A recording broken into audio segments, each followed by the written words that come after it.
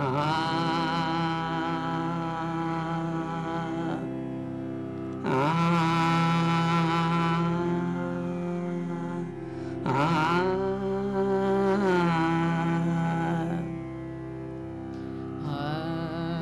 waiting on a note, that is Tera. So let's talk about Gasit. Going from one note to the next note.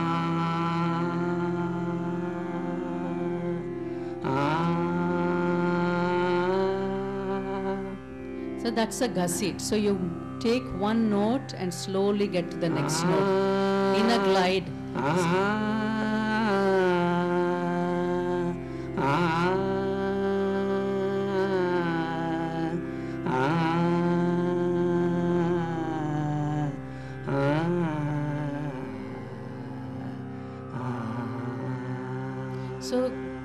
So when you glide from one note to the next in an upward motion, that is going in the arrow, higher and higher pitch points.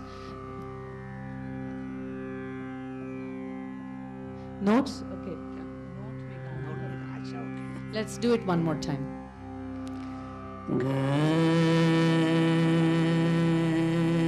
That is Tera.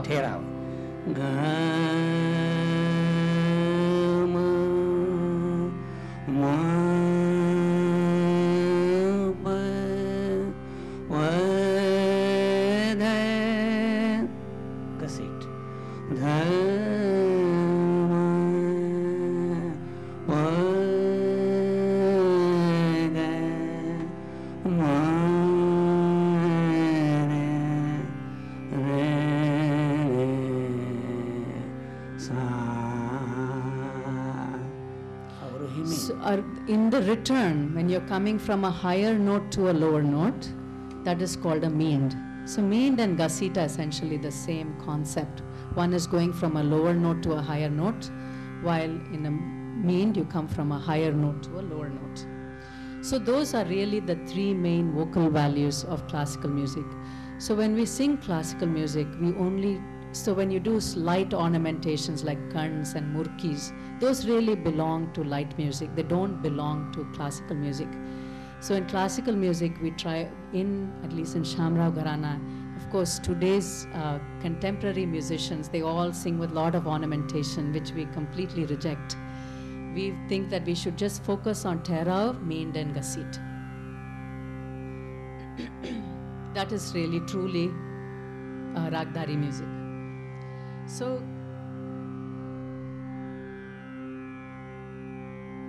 we already talked about the Tanpura. We said the Tanpura has 4 strings. The first one is Mandra Pancham. The 2 middle strings are Madhya Shaj.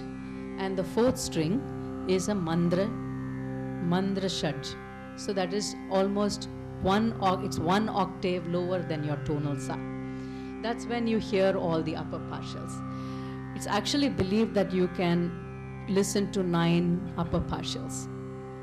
And the way it works is that when you hear the Gandhar, you can also hear, if you listen carefully, you can actually hear the Nishad as well, the upper Nishad. So it is believed that 3 are audible, but very clearly what is heard is the Gandhar, and sometimes you can hear the Nishad as well. So what we believe in Shamrao Gharana is that we should really, if the Tanpura is your accompanying instrument, and if the Tanpura is producing Sa, Ga, Pa and Ni, Sa and Pa as prime notes, and Ga and Ni as upper partials. So therefore the mode of vocalization also should be Sa, Ga, Pa, Ni, if you believe that the human voice works like the Tanpura. So which is why Guruji always emphasizes that one has to learn rags that have the Sa, Ga, Pa, Ni motif. And that's the mode of vocalization. So this is the concept of harmonics or samvad. Sa and Pa, they are harmonic. Ga and Ni have the same relation Sa and Pa have. They are the first and the 5th note. Same way Ga and Ni have the 1st and 5th relationship. So Sa, Ga, Pa, Ni is based on Swar Samvad. So that's why it makes sense to sing Swar Samvad rags first.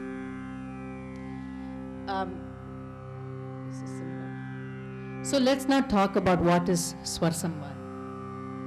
So there are two kinds of Samvad. There are two types of harmonics, if you will. The first and the fifth, the Sa Pa Samvad, and the other one, that's a Sa Ma Samvad, Madhyama Shruti they call it. So Sa Ma Samvad, so the first and the fourth note. So there are two types of Samvads. And almost 80% of our music has Sa Pa Samvad. There are very few with Madhyama Shruti. So Guruji believes that Rag Mala Shri, which is a Swarantar Rag, there are only 4 notes, Sa, Ga, Pa, Ni, sometimes Nishad, but typically it's only 3 notes, Sa, Ga and Pa, Sa. So he says that is the first Rag that one should learn. So you get your Sa, Ga, Pa and Sa, which are the notes that come from your Tanpura. So you learn that correctly, you learn to match your pitch correctly with the Tanpura. And then you can progress to other rags. So Rag Malashri, he calls it the gateway to all rags. So let's listen to Rag Malashri.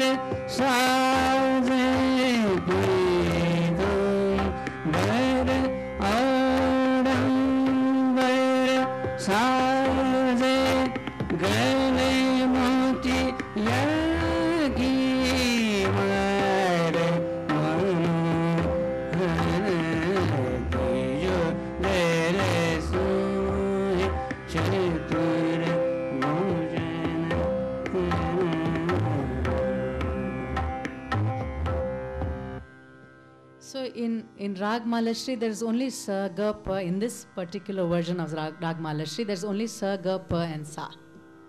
But still it sounds such a complete rag because those notes are repeated multiple times. Sa, Sa, Sa, Ga, Ga, Ga, like that. In Gamak style it's sung.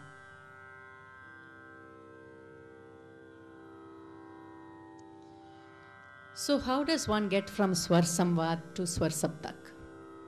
You know, it is traditionally, students were taught Rag Yaman first, as the first Rag. It was always introduced as the first Rag. So the question is, why is that? You know, how does one get from Samvad, which is what you get from a Tanpura, to a Saptak? So actually, if you look at the upper partials and calculate everything, so if you say, if Pa is an upper partial of Sa, then Rishab is an upper partial of Pancham, so it's the 5th of the Pancham. Then Dhaivat is the 5th of the Rishab. Gandhar is the 5th of the Dhaivat. And Nishad is the 5th of the Gandhar. And what's interesting is it's not Shuddha Madhyam, but Tivra Madhyam, that is Prati Madhyamam, that is the 5th of the Nishad, Shuddha Nishad. So now if you arrange this sequentially, pitch-wise, what you get is the scale of Rag Yaman. So if you think of how beautifully they've taught Rag Yaman first, it's the first, it is based on Swar Samvad. Because it is every 5th note, if you think of upper partials, which is what the Tanpura gives you. what it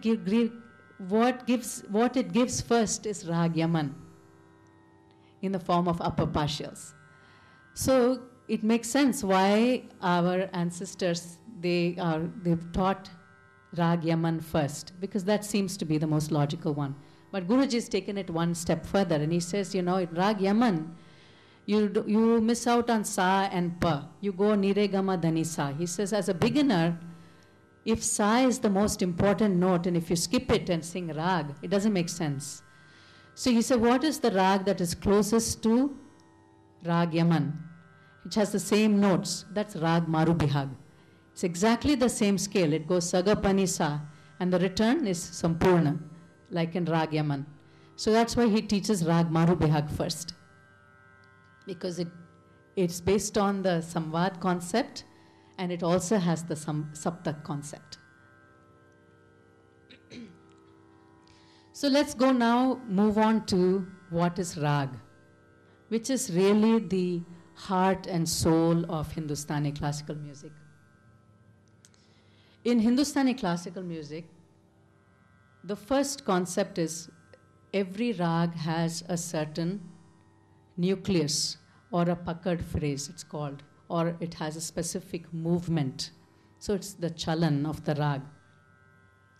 So when somebody sings a certain phrase, you immediately recognize, oh, this is Rag Yaman or this is Rag Bihag, just by a few phrases. So what we call the nucleus of the rag. So these phrases are called upajas. Now typically there is one or two phrases that are most important, which are called the puckered phrases of the rag. And there will be many other upajas. So basically a rag is nothing but a garland of all these upajas over an octave or 2 octaves that are strung together to form a rag. Now let's look at some examples. Let us look at Rag Yaman.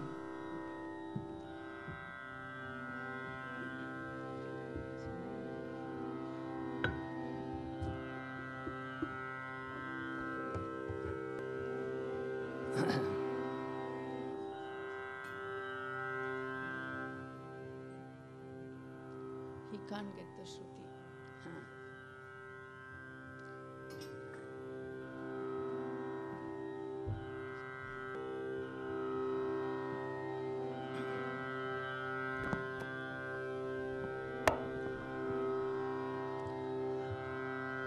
Yemen राग मुख्य उपज ने रे गा ने रे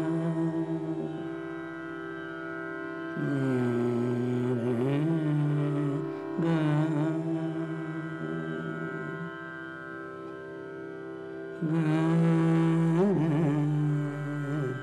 सा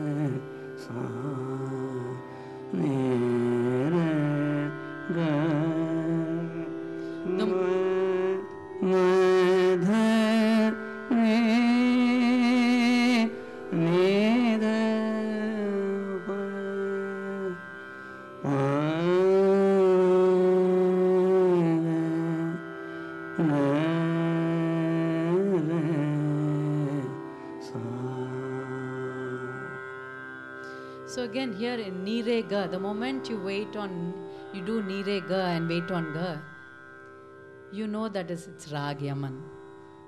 Same way Badhani, Nishad, waiting on that Nishad, that's another typical phrase of Yaman. So let's look at another Rag, Bihag. Let's look Pagamaga. So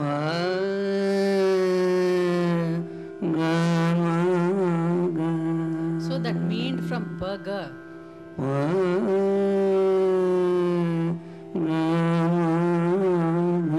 You know, that is Rag Bihag right away. Immediately when you sing that phrase, it's Rag Bihag.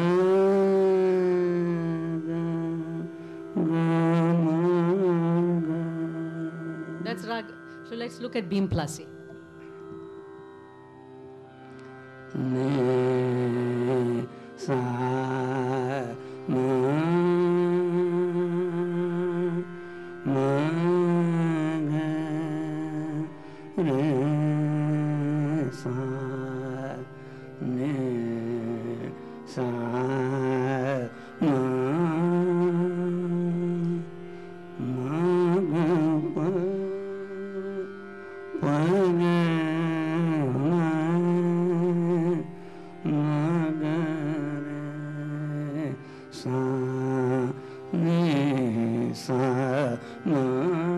That re ni sa ma, if you do that, that is Bhim Plus right away. You know, okay, that is a typical phrase of Bhim Plus.